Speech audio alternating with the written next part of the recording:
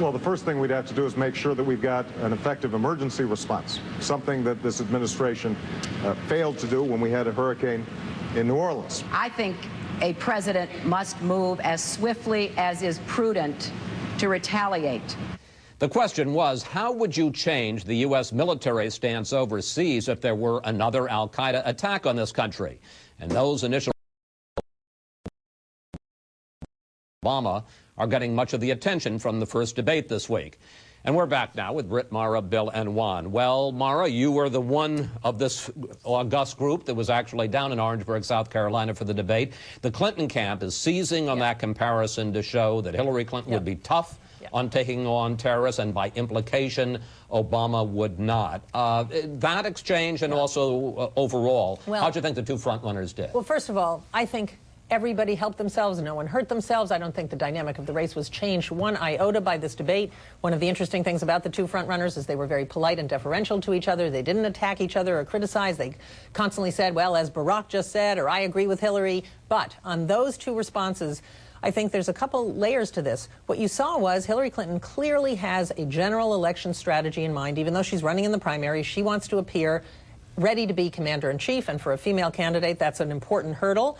I think Barack Obama's answer to that question was very much about kind of the primary electorate that he's appealing to, thinking about Katrina and emergency response. Those are things that Democrats care about. Now, this is very early in the race. Will Barack Obama give a more robust, aggressive answer about fighting terrorism in subsequent encounters when he's asked that question? Of course he will, and as a matter of fact, later on in the debate, he even came back and said something more tough. But I think the difference between the way people like us parse these debates and fix on things like those questions and the way that rank-and-file Democrats see that field, Obama didn't hurt himself. Hillary, I think, came off fine. Democrats are so happy with their choices. May I just say, incidentally, can we stop saying Obama and Hillary? That's sexist. You're absolutely right. We should absolutely right. Everybody's first name or last name. Obama and Clinton. This has been bugging me that people are doing that. Anyway, Bill. And on that theme, you know, being commander-in-chief is not just a hurdle that female candidates for everyone, have to overcome. Got this more in mind but it's a hurdle for everyone to overcome. Obama's answer is ludicrous. He's campaigning to be first responder-in-chief. Al-Qaeda attacks 2 U.S. cities with nuclear weapons, and his first thought is, Bush really messed up Katrina. I better go check on FEMA's preparedness. Now, having said that, Obama expressed the heart and soul of the Democratic Party, which is they want the response to the war on terror, to the global Islamist jihadist threat, to be first responders, not to be taking the war to the enemy.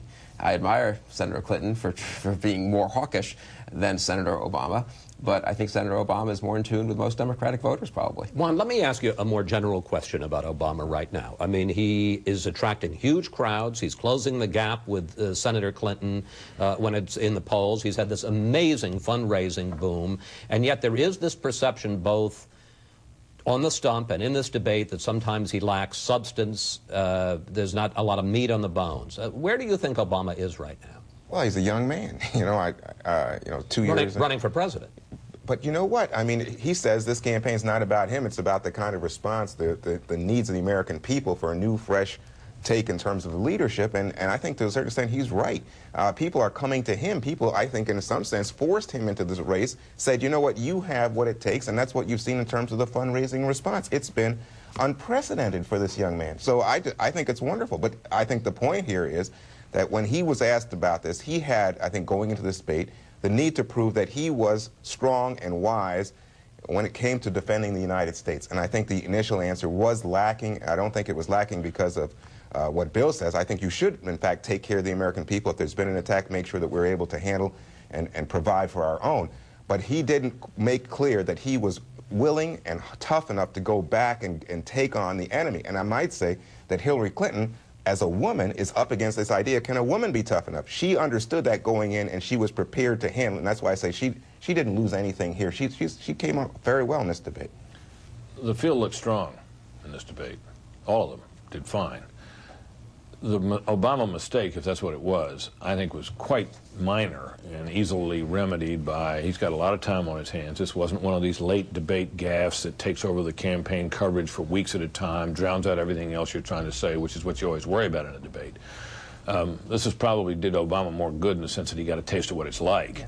and he's got plenty of time to recover from this rather small error, if it even registers very much as a small error. But if it ever took hold in the course of this campaign, that Barack Obama's response to a hideous terrorist attack would not be to send in tanks and armored personnel carriers, but FEMA trailers, that would damage him, I think, in the general election. Mara, less than 2 minutes left. You were there. What about the rest of the field? Did John Edwards help himself at all in terms of closing the gap with Obama and Clinton? And what about the other second-tier candidates, Biden, Dodd, Richardson? Did they help themselves? I think they tried. Some of them tried, especially Bill Richardson, tried to differentiate himself from the pack. And, of course, the job of the second-tier candidates is always to break out. But, no, I don't think that nothing was changed in the dynamic in terms of closing gaps.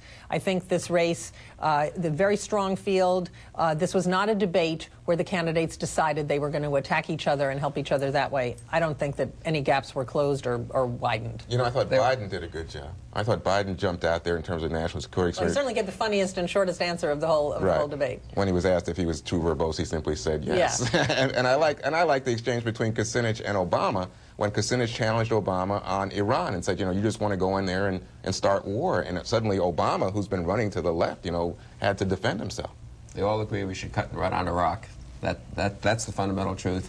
They proved that Rudy Giuliani was right this week when he said the basic attitude the entire Democratic Party takes to the global war on terror is play defense. Yes. Go ahead. I'm waiting for you. I don't think that's true. But I think from your perspective, but it's not true. I mean, gosh, it's almost like the people come back. You come back to this thing. Question the patriotism of Democrats. They're not tough enough. Stop it. Come on. It's tired and it's old. And you guys have been wrong. I might add that too. Did he run the clock out? He ran the clock out. Well All right. done, Thank you, Ron. panel. Well See you done. next